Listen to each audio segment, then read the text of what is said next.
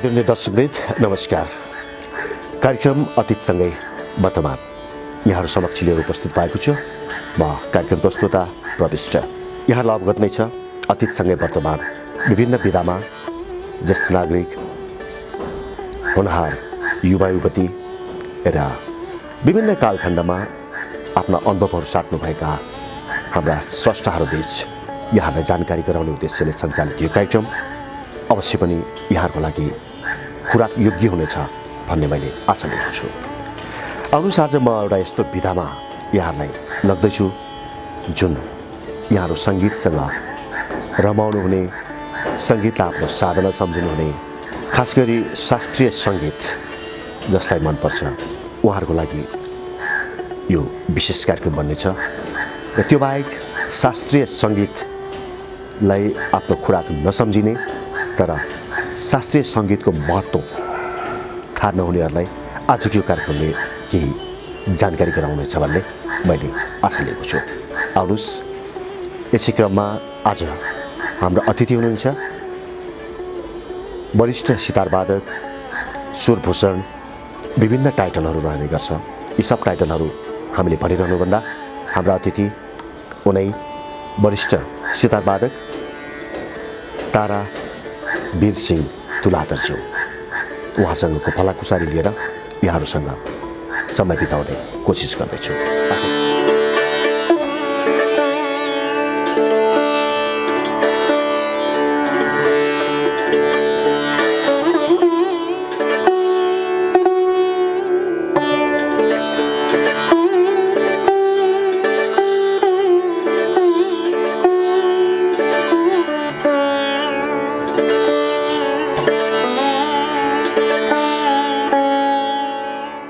आशा छ यहाँहरूले कार्यक्रम अवधिभर हामीलाई साथ दिनुहुन्छ। आउनुहोस्, हामी अतिथिलाई स्वागत गरौँ। नमस्कार। नमस्कार। कार्यक्रममा यहाँलाई हामी स्वागत गर्न चाहन्छौँ। धन्यवाद। आराम हुनुहुन्छ? म एकदम आराममै छु। सङ्गीतमय जिन्दगी कसरी चलिरहेको छ? सङ्गीतमय जीवन कसरी छ भने पहिलेको भन्न त अलिकति अहिले गाह्रै छ होइन, तर सङ्गीतमय हुनु पाएकोमा म धेरै नै आनन्दित छु। त्यो त सन्तोष छ। यहाँहरू जस्तो स्रष्टाहरूसँग गफ गर्न पाउँदा आफूलाई असाध्यै भाग्य भन्ने सम्झछु। आशा चाहिँ यहाँले हाम्रो कार्यक्रमको नामै अतीतसँगै वर्तमान विभिन्न विधाको विभिन्न प्राचीन कुराहरू जुन अहिलेका हाम्रा बालबालिका युवाहरूले थाहा नभएका कुराहरू जानकारी गराउने उद्देश्यले यो कार्यक्रम सञ्चालित गरेका छौँ। यहाँको जन्म असनमा, घर असनमा। त्यति बेला असनमा व्यवसाय गर्नुहुन्थ्यो, त्यो पनि जडीबुटीको। याद छ ती समयहरू? त्यति बेला कस्तो थियो व्यवसाय, असनको माहौल, केही बताइदिनुहोस् न। अब असनको त्यति बेला मेरो जन्म त 2000 साल वैशाख 25 गते भएको हो। अनि हाम्रो तपाईँले अहिले भन्नुहाल्नुभयो, हाम्रो जडीबुटीको पसल छ, अहिले पनि छ। अहिले मेरो भतिजाले चलाउँछ। अहिले पनि छ? अहिले पनि असनमै? हजुर। तर जडीबुटीको चाहिँ अहिले चलाउनु गाह्रो छ, किनभने जडीबुटीहरू अब ल्याउनै दिँदैन, त्यस कारण पसल चलाउनै गाह्रो भयो। त्यस कारण अनि अरू विषय राखेर मेरो भतिजाले चलाइरहेछ।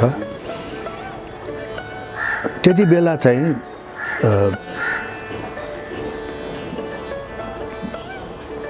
बिहान पख चाहिँ अलिकति मान्छेहरू देउता थानमा पूजा गर्न जाने, मन्दिर घुम्न जाने अलिकति हुन्थ्यो। अलिकति भिड भनेर के हो, मान्छे नै थिएन पहिले, तर पनि त्यति बेलाको भिड, त्यति बेलाको रमाइलो बिहान पख। अनि त्यसपछि आएर 9:30 बजेतिर मानिसहरूको अलिकति भिड हुन्थ्यो। त्यो चाहिँ अफिस जानेहरूको। जब उनीहरूको अफिस 10मा पुग्छ नि, त्यसपछि त बाटै सुनसान। यस्तो हाई लाग्ने कि कोही त अब पसल लिएकोतिर असनमा, अनि घर अलिक टाढा पर्नेहरू त पसल छुनेर घरमा गएर खाना खाएर सुतेर आउँथे। अनि 3-4 बजे बल्ल पसल खोल्न आउँथे। अफिस जाँदा भिड हुन्थ्यो, फेरि अफिसबाट फर्केपछि अलिकति भिड हुन्थ्यो। 3 बजेदेखि अनि सुरु हुन्थ्यो पसलमा आउनेहरू हुन्थे होइन। अनि मलाई सम्झना छ, असनको चोकमै हाम्रो पसल त्यहाँबाट अहिले नाचघर भनेको कति टाढा हो र हजुर नाचघर पुगेपछि उता जाने डर लाग्ने सुनसान किन त्यस्तो मान्छे थिएन घर थिएन मान्छे थिएन अनि यताबाट ठमेल नागेर गएपछि ठमेल भने थैँटीबाट गएर क्षेत्रपातीसम्म हामी पुग्थ्यौँ त्यसपछि क्षेत्रपातीबाट नागेर जानु पर्यो भने एक्लो डुक्लो हिँड्ने डर लाग्ने त्यति बेला झ्याङहरू अथवा होइन। भुटानहरू थियो कि घरहरू मात्रै थिए तर दायाँ बायाँ पर्खाल अग्लो अग्लो पर्खालहरू मान्छेहरू थिएन हुने केही पनि होइन त्यही पनि सुनसान भएर मान्छे हिँड्न नि नचाहने अनि भनिन्थ्यो बुढाबुढीहरूले चाहिँ भन्थ्यो 3 दिने भन्थ्यो कि शुद्ध दिनमा चाहिँ भोट घुम्न आउने बेला हो दिउँसो कतै नजा भनेर तर्साउँथ्यो हामीले ए भनेपछि पहिला यो 12 बजे भूत निस्किन्छ भने त्यही प्रसङ्ग त हो त्यही भएर त्यो 12 बजेपछि हिँड्नु हुँदैन भाइ भनेर चाहिँ भन्थ्यो अनि डराएर कोही पनि कहीँ पनि जान्थ्यो अनि त्यति बेला जुन जडीबुटीको पसल भन्नुभयो अरे आफू स्वयंमै बसेर चलाउनुहुन्थ्यो म पनि मैले पनि चलाएको अनि त्यो जडीबुटीहरू चाहिँ कहाँबाट आउँथे जडीबुटीहरू चाहिँ के छ भने यो गाउँबाट कोही दाउरा ल्याउने कोही जडीबुटी थाहा हुनेले ल्याउँथ्यो कि अनि उनीहरूलाई नै भनी पठाउने हामीलाई यो ल्याइदेऊ न त्यो ल्याइदेऊ न भनेर भन्ने त्यो ल्याउँथ्यो अनि मेरो बाजे हजुरबुवाले मेन मान्छे उहाँ नै हो जडीबुटीको राम्रो ज्ञान थियो उहाँलाई त्यसपछि मेरो बुवालाई पनि ध्यान थियो अनि हामीलाई पनि अलिअलि ज्ञान भयो अनि मैले त पसल चाड्ने छोडेर म यतातिर लागिहालेँ यतातिर भनेपछि सङ्गीततिर जहाँले जडीबुटीको प्रसङ्ग केही समय गर्नुभयो त्यसपछि बाजे त्यसको विषयमा ज्ञाता भन्नुभयो जडीबुटी त एउटा अहिलेको समयमा त एकदमै अबमूल्य चिज भइसकेको छ त्यति बेला जडीबुटीलाई कस्तो प्रयोजनको लागि प्रयोग गरिन्थ्यो केही याद छ तपाईँलाई यो आयुर्वेदिकको रूपबाट बनाउने हाम्रो चाहिँ त्यो फर्मुला नै हुन्थ्यो पसलमा औषधिको के औषधि बनाउनलाई त्यो के को लागि उपयोग हुन्छ त्यो बनाउनलाई के जडीबुटी राख्ने कति भाग राख्ने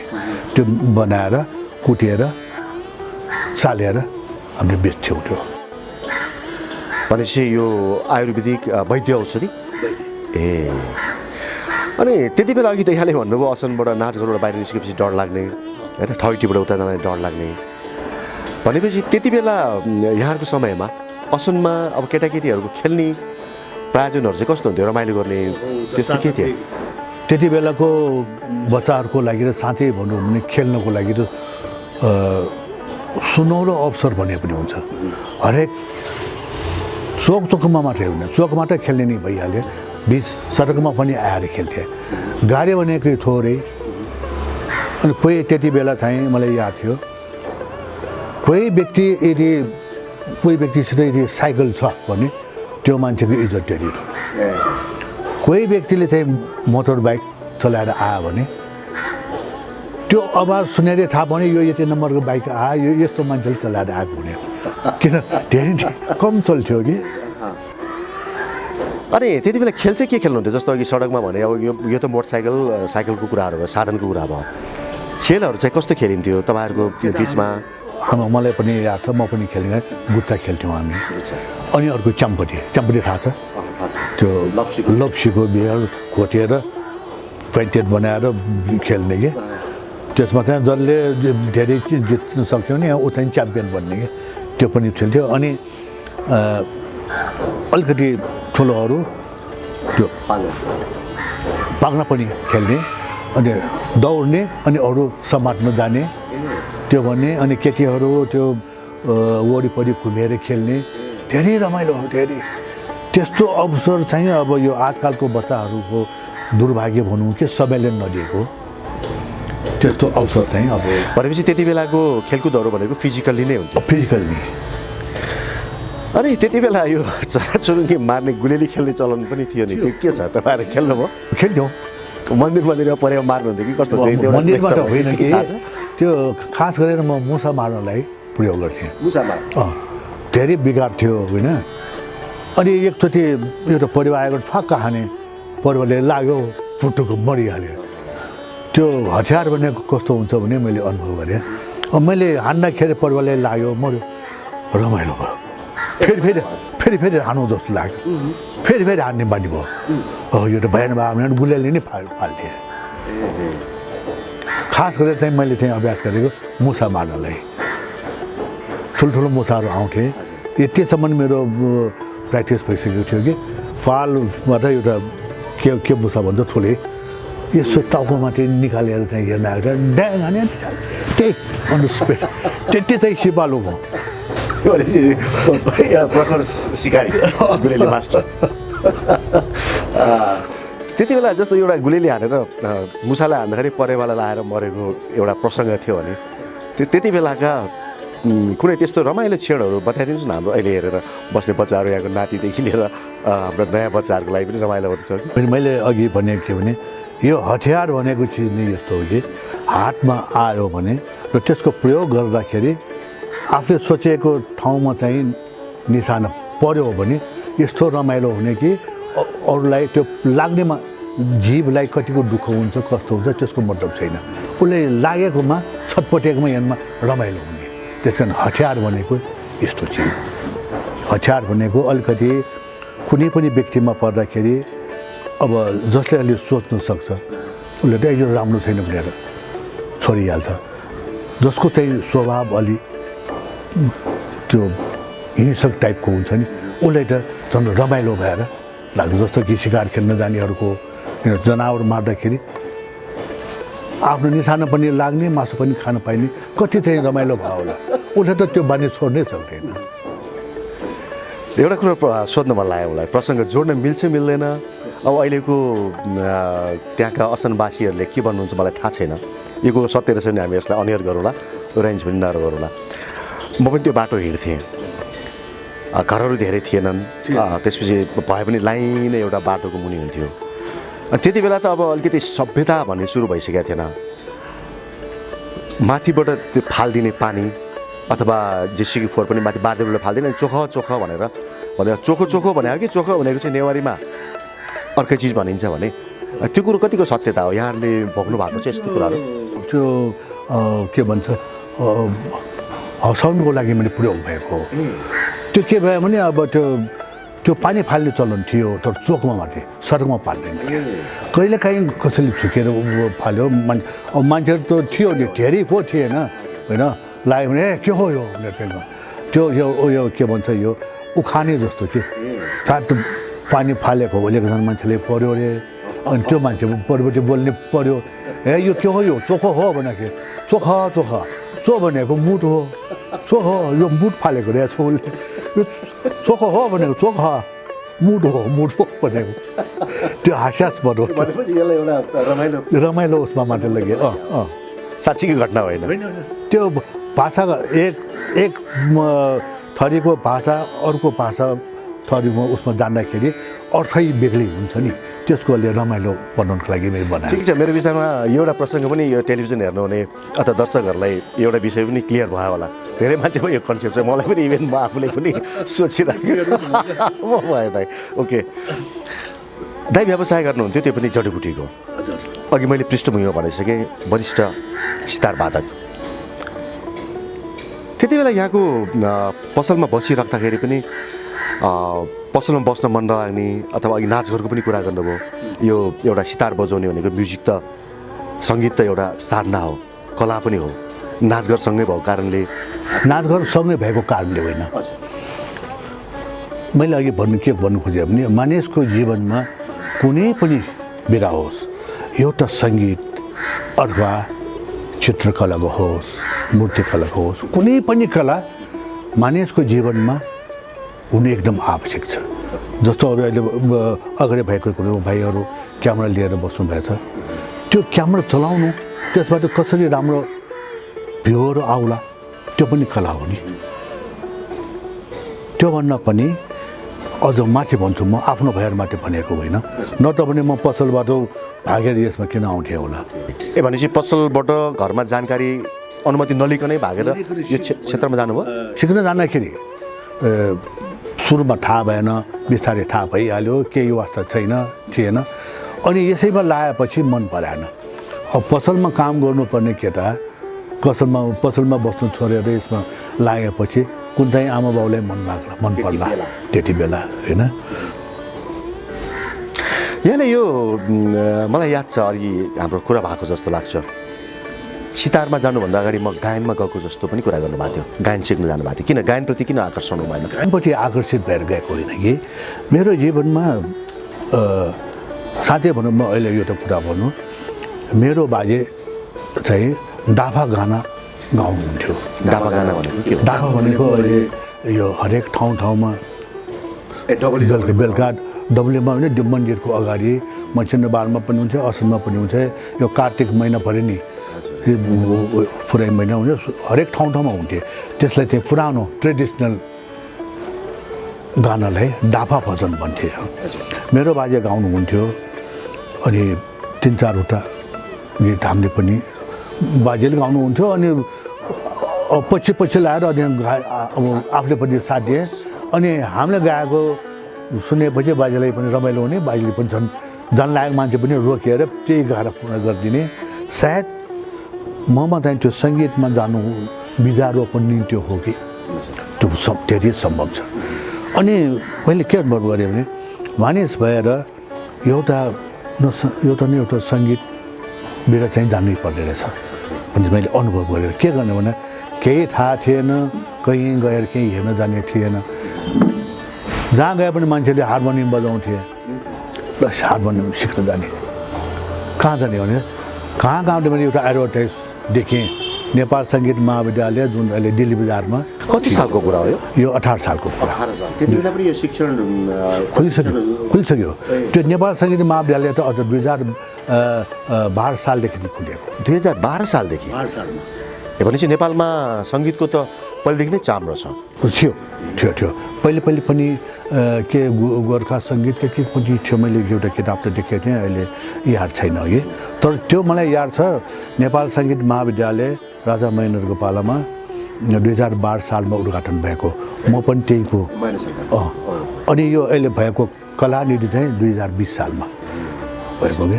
अनि त्यहाँ म जाँदाखेरि सिक्न जानु पऱ्यो भने गएँ। के सिक्ने तपाईँ भने हार्मोनियम सिक्ने हो भने हार्मोनियम छुट्टै छैन, गानामा होला गानामा बस्नुहोस् भनेर पठाइदियो। त्यसो छैन गानामा ल गानाहरू थियो वास्तवमा हो रहेछ, तर मलाई थाहा नभएको। अब हार्मोनियम सिक्नु भनेर गएको, अब गानामा राखिदिएपछि म त पसलबाट टाइम मिलाएर भागेर जानुपर्ने, कहिले काहीँ खाली पेट आवाजै ननिस्कने, खाएर जानु पऱ्यो भने जाने पेट टन्न भएर पनि पेट दुख्ने। मलाई त त्यो गानाले अप्ठ्यारो लागेर अनि त्यति बेला अरू तबला क्लासमा हेर्न गएको थिएँ कि तबला 2जनाले तबला बजाइरहेको देखेँ कि प्रभावित भएँ म। ल त्यस भए अब तबला सिक्ने भनेर अनि एकजना अर्को साथीलाई ल तिमी सितार सिक म तबला सिक्छु मेरो साथीलाई पनि लगेँ। ऊ सितार सिक्न गयो, म तबला सिक्न गएँ बजाउन भनेर। अनि मेरो घरमा एउटा प्रब्लम भएर मैले छोड्नु पनि पर्यो, तर तबलामा पनि त्यतिको मलाई भएन। अनि त्यो साल पनि 5-7 महिना मैले छोड्नै पर्यो। त्यसपछि अर्को 2020 सालमा अब चाहिँ चेन्ज गरिदिन्न, सितारमै जाने भनेर ठोकुवा गरेर जानुभयो। ओके। त्यहाँदेखि अब हुन त बिचमा अलि निराशापन त आएको थियो, 2चोटि छोडेर भागौँ 2चोटि केही दिन त जानु पनि छोडेको थिएँ। तर के गर्ने, अब यहाँ लेखेको भएर होला नगई बस्नै सकेन, फेरि गएँ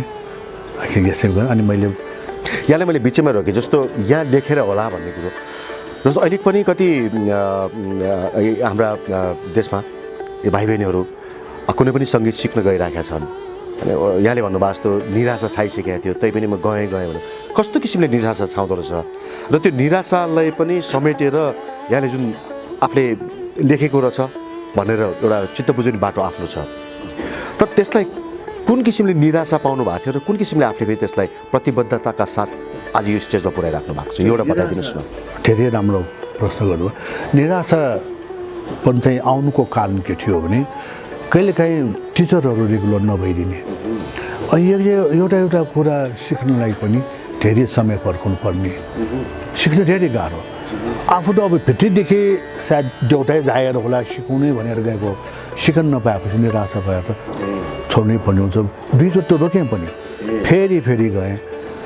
अनि संयोगले चाहिँ यो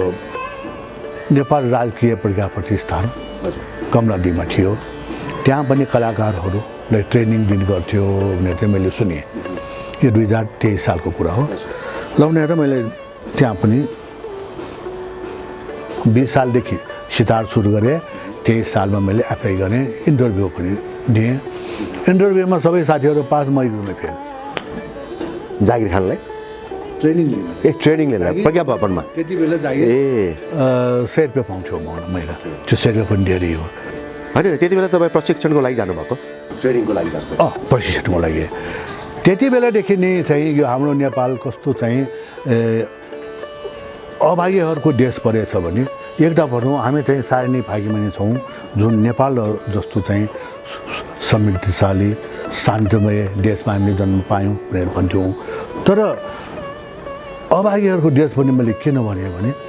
त्यति बेलादेखि नै या त कोही मान्छे चिन्नुपर्ने क्या हाकिम चिन्नुपर्ने या त चाहिँ चाकरी गर्नुपर्ने त्यसो भएर किन नत्र पनि अरू भन्दा त म धेरै नै राम्रो हुने तर मैले जानु पाएन सिक्नु पाएन तैपनि अलि मैले के भने म त धेरै नै सोख भएर आएको मान्छे पसलै छोडेर आएको छु मलाई चाहिँ सेलेक्ट गरेन ठिक छ भोलिन्टियरी त मलाई काम गर्न दियो सबलाई थाहा थियो म राम्रो बजाउँथेँ ल कुरा गर्छौँ नि ल भोलिन्टियर गर्ने हो भने हुन्छ भनेर भोलिन्टियरी है जो व्यक्तिहरू खालि पुरा त्यो योजना अवधि भर नै ऱ्यान प्याक गरेर खाएर गए है म चाहिँ काम गरेर गएँ आखिर त्यहाँ चाहिँ मेरो सौभाग्य एउटा के जाग्यो भने हाम्रो नेपालीहरू 2 जना लखनऊबाट त्यो स्कलरसिप लिएर गएकाहरू पास गरेर एमए गरेर चाहिँ फर्काउनु पर्यो लखनऊबाट एक सितारमा एकजना तबलामा नाम याद छ एकदमै मेरो गुरु हो सितारमा चाहिँ नरेन्द्र उहाँको मूल चाहिँ भक्तपुर रहेछ बाटाजु उहाँ चाहिँ कमला चितवनमा बस्नुहुन्थ्यो अनि उहाँ आउनुभयो त्यसपछि अर्को चाहिँ कृष्ण गोविन्द केसी भन्छ झा हो उहाँ तबलामा 2 जना आएपछि नेपालको पहिलो व्यक्तिहरू हुनुहुन्छ उहाँहरू लखनऊबाट त्यो गरेर आउनुभएको सायद मैले के भन्नु भयो भने मेरो सौभाग्य कि हाम्रो लागि भनेर उहाँलाई पोस्ट गरेँ हामीले 100 रुपियाँ तलब उहाँलाई 200 तलब है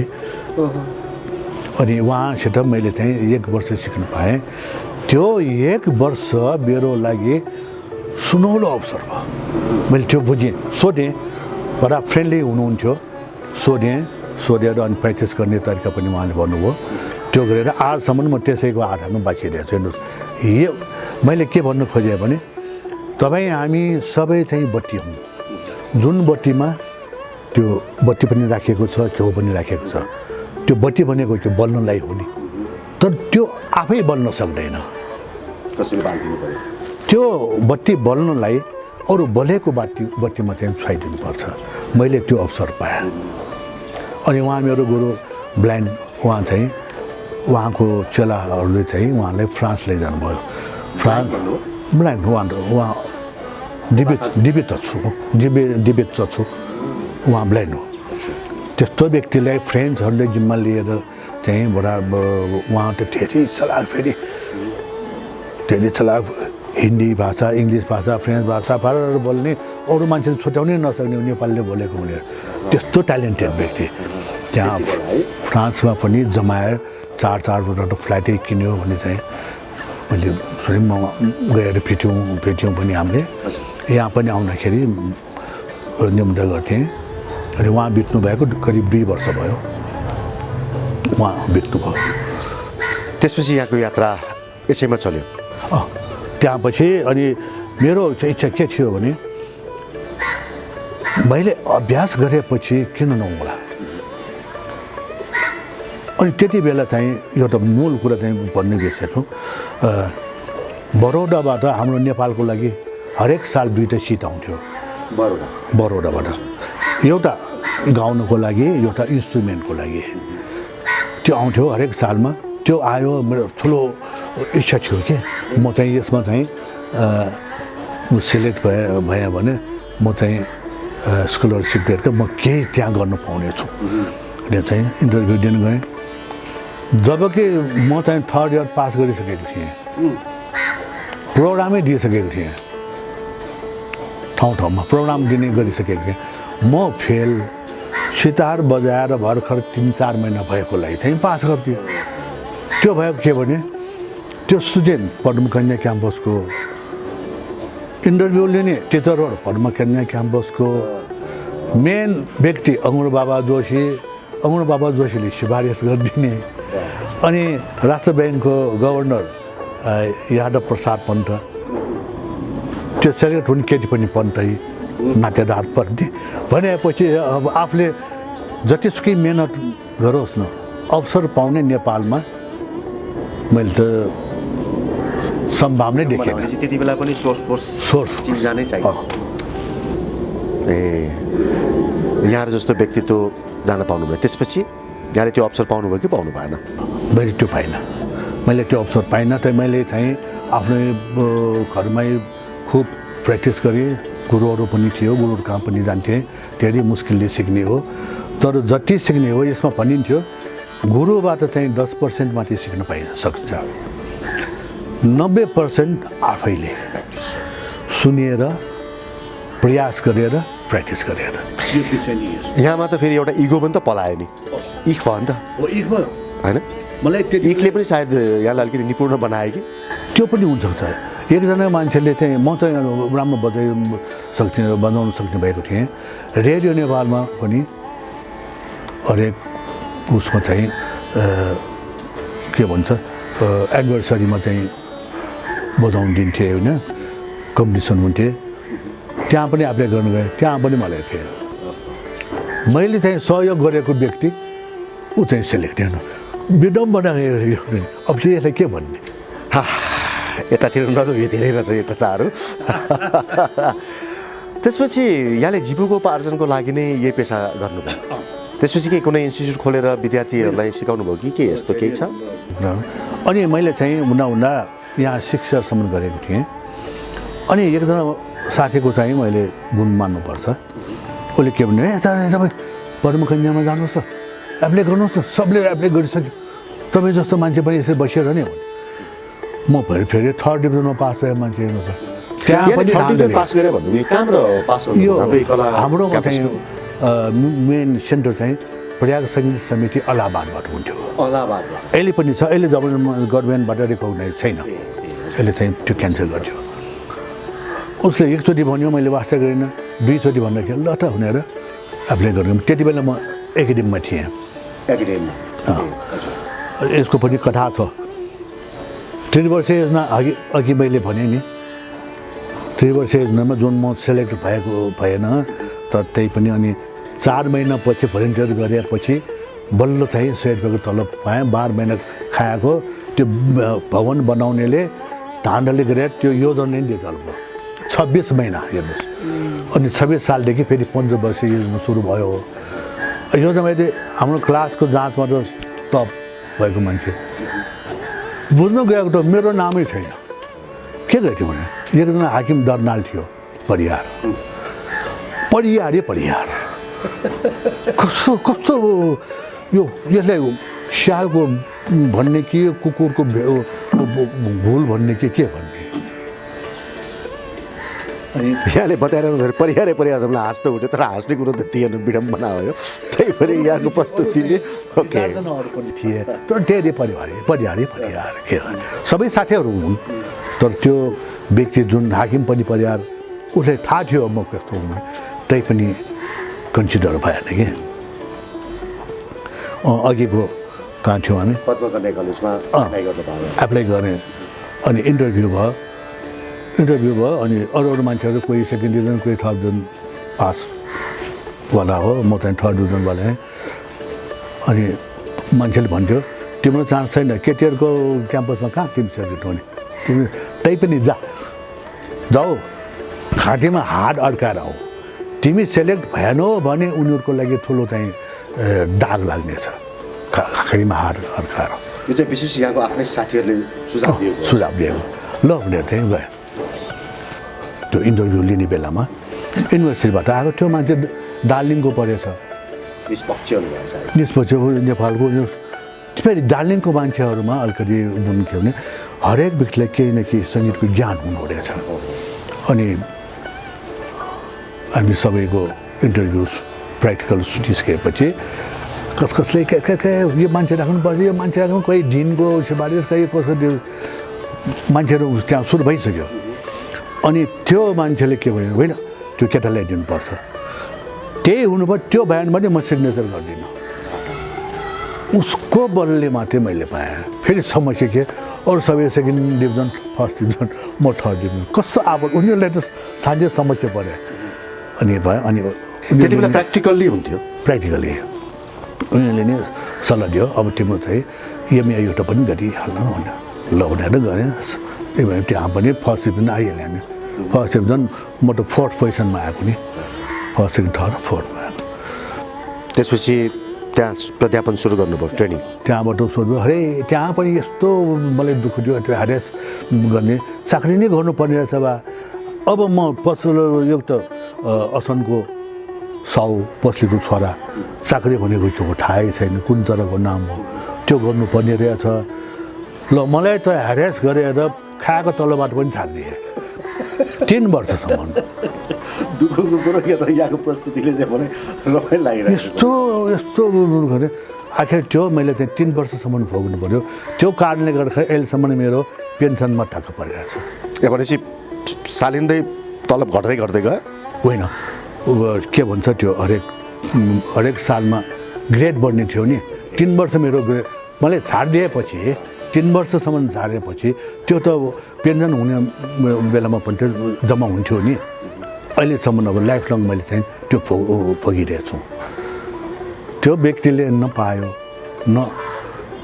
के हो मान्छेहरूको सोच देखेर मलाई अचम्म लाग्छ फेरि उसको एउटा कार्यक्रम परेर चाहिँ फेरि मलाई नै बोलाउन आयो म गएर बजाइ पनि दिएँ व्यवहारमा त्यस्तो छ तन्न यति विधि हतोत्साही गराउँदै पनि सहे मैले धेरै सहे यति किसिमको अपर्च्युनिटी नपाउँदै पनि यहाँले यो क्षेत्रलाई छोड्नु भएन त्यसपछि पद्मकन्या कलेज पछि अनि के अरू प्राइभेट सेक्टरबाट त्यस्तो कुनै साधना सुरु गर्नु भएन प्रशिक्षण दिने होइन पद्मकन्या क्याम्पसमा त थिएँ नि म अनि छोटै अलग अलग स्कुलहरूबाट पनि मलाई बोलाउँथ्यो म त्यहाँ गएर विद्यार्थीहरूलाई सिकाउँथेँ धेरै ठाउँमा गएँ नि प्रिक्युटिभमा गएँ जेम्समै 19 वर्ष काम गरेँ जेम्समा पनि त्यही 19 वर्ष काम गरेर छोडेर फर्काउन आउनले हामीले भन्दा बढी तलब दिएपछि मेरो त मूल्याङ्कन नभए भने ल म अर्को महिनादेखि आउँदैन भनेर छोडेँ के भन्ने रुने कि हाँस्ने हाँस्नुहोस् यसरी नै हाँसेकै हेर्नु छ किन भन्दाखेरि सन्देश नकारात्मक भयो भने यहाँको प्रस्तुतिले यहाँलाई जुन किसिमको ईर्ष्या उसले गर्दाखेरि जुन किसिमको यहाँले सन्तुष्टि पाइराख्नु भएको छ नि सङ्गीतमा त्यो नै रमाइलो कुरो हो नि पैसा आफ्नो ठाउँमा तपाईँले नभने पनि मेरो उद्देश्य हाँसौँ र हँसौँ 4 दिनको जीवन हो हाँसे पनि त्यही हो नहाँसे पनि त्यही हो जब जानै छ भने हाँसेर किन नजाने मेरो चाहिँ विचार अलिकति प्रसङ्ग बदल्न मन लाग्यो धेरै कुराहरू सुन्ने यहाँले धेरै असुविधाहरू भोग्दा पनि यो क्षेत्रमा लागिराख्नु भएको छ सुरसुधा एउटा साङ्गीतिक साह्रै नाम कमाएको समूह धेरै राम्रो हो यसको समूह गठन गर्न पनि यहाँको भूमिका रहेको मैले बुझेको थिएँ यसको बारेमा केही प्रकाश पारिदिनुहोस् न यो सुरसुधाको समूहहरू मेरो काम र खालि जम्मा गरिरहेको मात्रै हो यो कहाँबाट सुरु हुन्छ भने यो होटल साङ्ग्रिलाबाट सुरु हुन्छ होटल साङ्ग्रिलाको जिएम मेरो बहिनी ज्वाइँको साथी पऱ्यो छ अनि एक दिन उहाँले ल दाइ तपाईँ चाहिँ हाम्रो होटलमा पनि यो साङ्गीतिक कार्यक्रम चलाइदिनु पऱ्यो हुन्छ सिद्धार्थ भन्नु समूह जे तपाईँले जे राख्नुपर्छ राख्नुहोस् भने अनि मैले ल त के सुरेन्द्र त्यति बेला म असनमा छँदा घरमा पनि आएर तबला प्र्याक्टिस गर्न आउँथेँ अनि अवतारी प्रेम अवतार चाहिँ हामी एकाडेमीमा सँगै थियौँ अब जो नजिक हुन्छ उसँग कुरा गर्ने हो नि मैले सुरेन्द्रसित पनि कुरा गरेँ अवतारसित पनि कुरा गर्दाखेरि हुन्छ दाइ तपाईँले हेरेर गर्नुहोस् न भने ल हुन्छ भने अनि के गर्नु अब 4 जना भए राम्रो भन्दाखेरि अनि अवतारले गिटार राखौँ न हरिश माथेमा हरिसमा ऊ त अहिले अमेरिका छ कि कहाँ छ हरिश माथेमा तिमीले जो भन्छौ मलाई मतलब छैन भने ल भनेर हामी त्यसरी चाहिँ 4 जना त्यहाँ भएर चाहिँ साइगलामा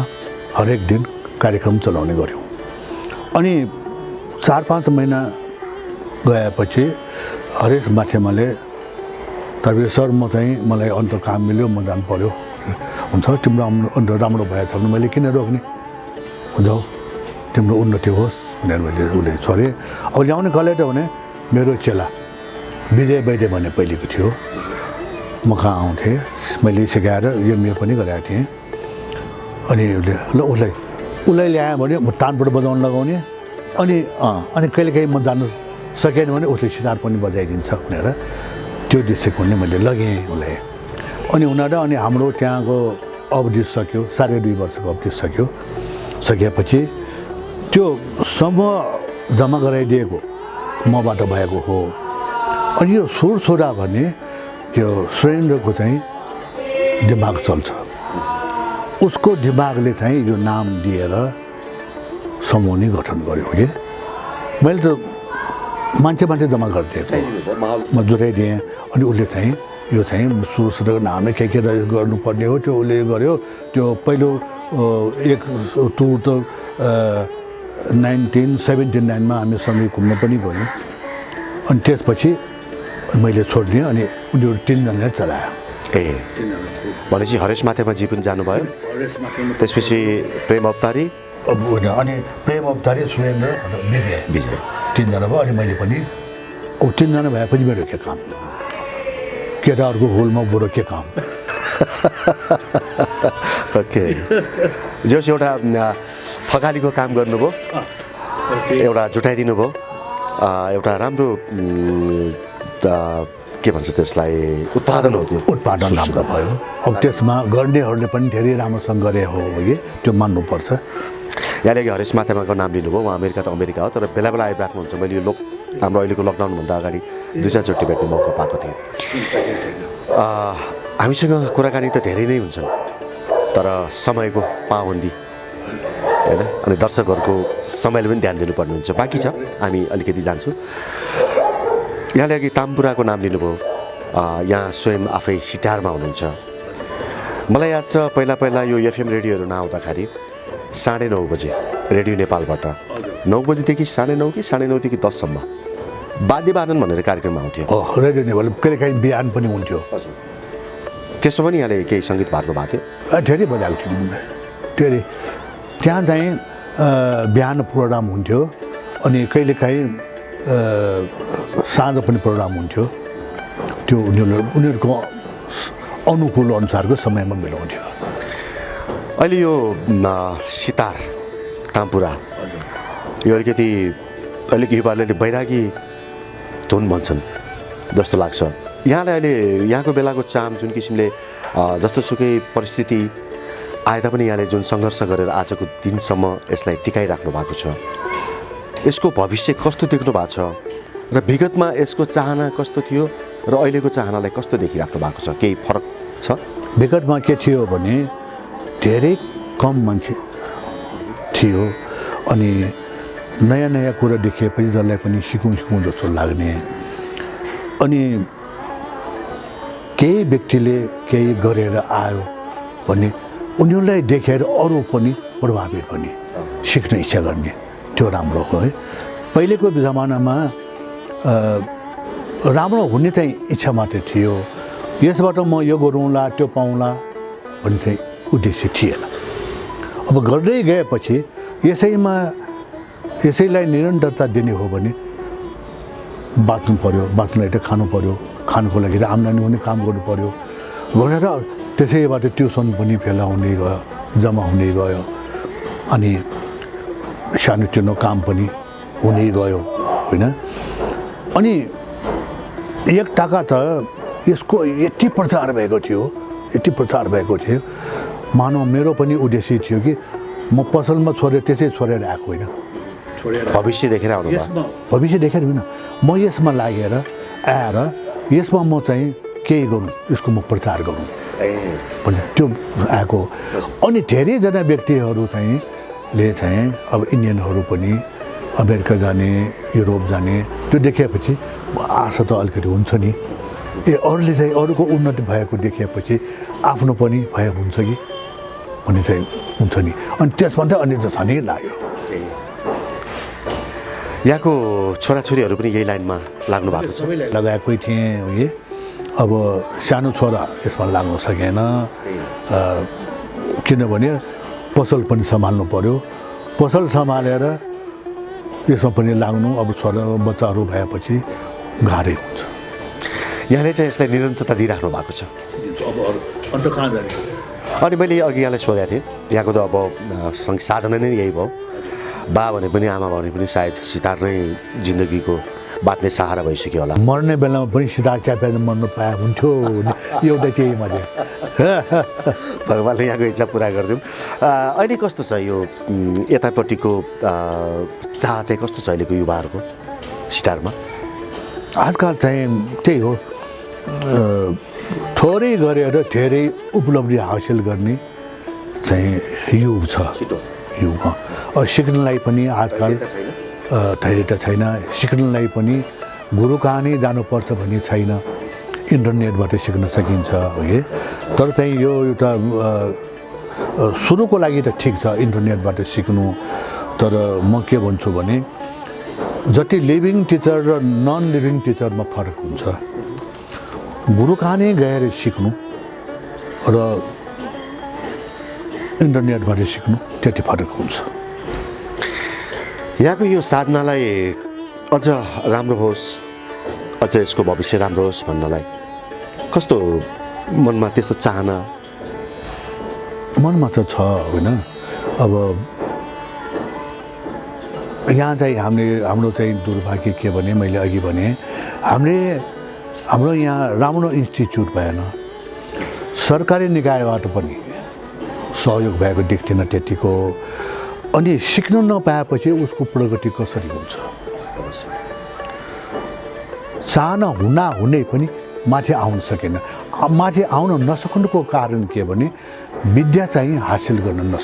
नपाउनु के थाहै छैन जस्तो कि तपाईँले म मेरो आफ्नो ज्वलन्त उदाहरण दिन्छु एमए पनि गरेँ युरोप टुर गरेँ अमेरिका टुर गरेँ जापान टुर गरिसकेँ पछि आएर मैले बल्ल बुझेँ मैले त एक थोपा पनि जानेको रहेछु त्यो कारण के मैले चाहिँ बढेचढे गरेको सत्य कुरा बोलेको छु म किनभने यो हामीले चाहिँ सही तरिकाबाट सिक्ने अवसर पाएनौँ र आजकलको एउटा कुरा अब सिक्यो अरे ल राम्रो गऱ्यो अरे कहाँ जाने मैले जस्तै त दुःख पाउने होला नि सबैले होइन अनि त्यस कारणले गरे अब सरकारी उसबाट चाहिँ भर नपरिकन आफै समूह बनाएर आफै विदेशतिरको कन्ट्र्याक्ट गरेर आफै टुर गर्नु लाग्छ उपाय पनि यही हो अर्को छैन यहाँ सरकारी टुरबाट चाहिँ केही पनि आशा नगर्नु यो त ठुलो अवसर म भन्न चाहन्छु जस्तो कि यो स्वतन्त्र दिवस संविधान दिवस इन्डियाको छ नि 26 जनवरी के छ नि त्यो दिनमा चाहिँ इन्डियन एम्बेसीले ठुल्ठुलो कलाकारहरूलाई निम्त्याएर नेपालमा प्रोग्राम गराउँथे जहाँ चाहिँ हामीले पनि त्यहाँ सुन्न जाने अवसर पाउँथ्यौँ धेरैले अवसर पायो नेपालको कुनै पनि एम्बेसीले हाम्रो स्वतन्त्रता दिवस प्रजातन्त्र दिवसमा चाहिँ नेपालबाट कलाकारहरूलाई बोलाएर प्रोग्राम गरेको तपाईँलाई थाहा छ अनि नेपाली मान्छेले के को आश गर्ने हस् अब यो विडम्बना होइन हाम्रो उद्देश्य भनेको सकेसम्म